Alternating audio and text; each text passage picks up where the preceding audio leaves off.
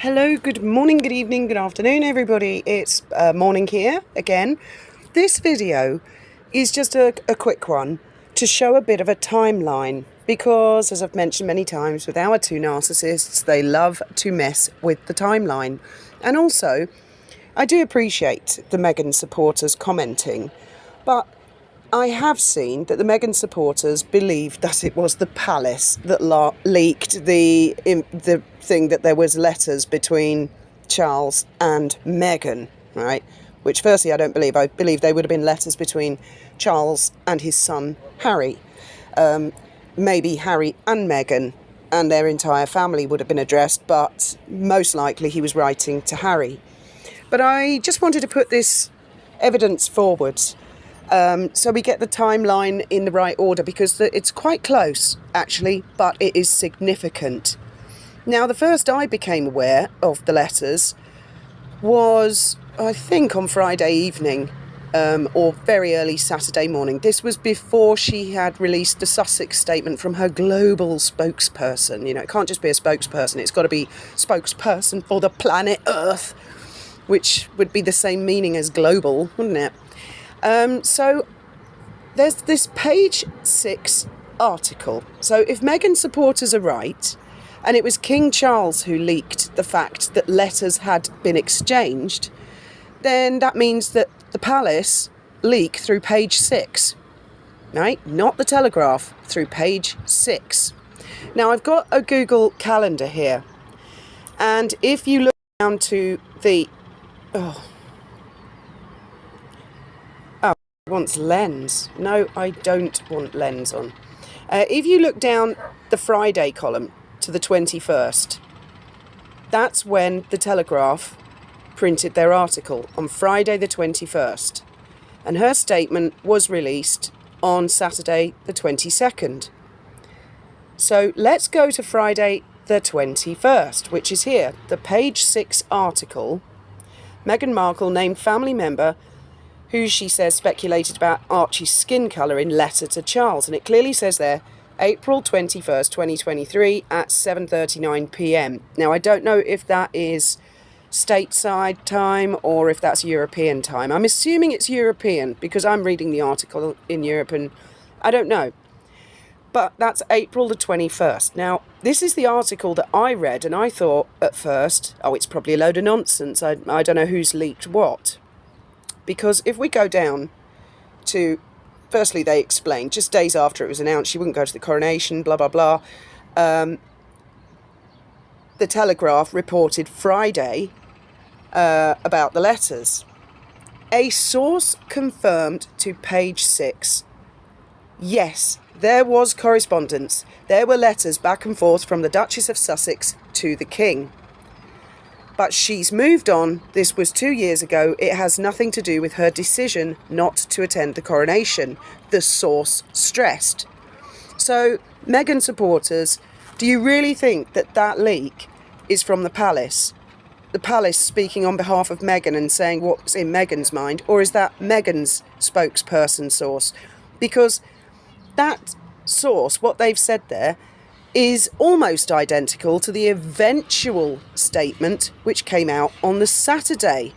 Now so the Telegraph printed their article on the Friday morning, and this page 6 printed this on the Friday evening. I'm sure that time is European. This is Friday evening. Then, on the Saturday, let's go to Omid Scobie, he's tweeting about the Harper's Bazaar, is the 22nd, which is the Saturday. I hope you're all following this. I'm trying to, because I just distinctly remember the order of events, that the Telegraph leaked it. Then it looked like it was Meghan's sources in page 6 saying, yeah, it's true. And there were loads of letters, and it's got nothing to do with the decision of the coronation, which is this, it was 2 years ago. And then the eventual... put her personal feelings through Bazaar, but page 6 have then edited the article, and at the bottom they add the eventual actual statement, which sounds a lot like it. Here we are. A spokesperson for the Markle tells page 6 Saturday Saturday, so they've edited this article, even though this went out on a Friday, they're clearly saying this was added.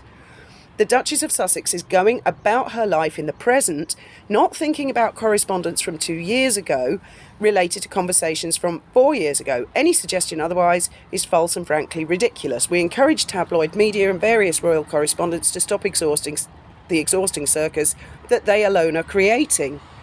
So that's a much further thought out statement that came out on the Saturday in comparison to the source telling page 6 on the Friday. Where's it gone now?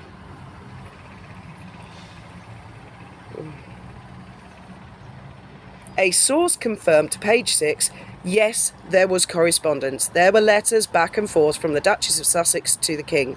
Now, only the Sussex camp and only the palace would know about the letters. Who else would know about the letters? It's got to be one side or the other that leaked it.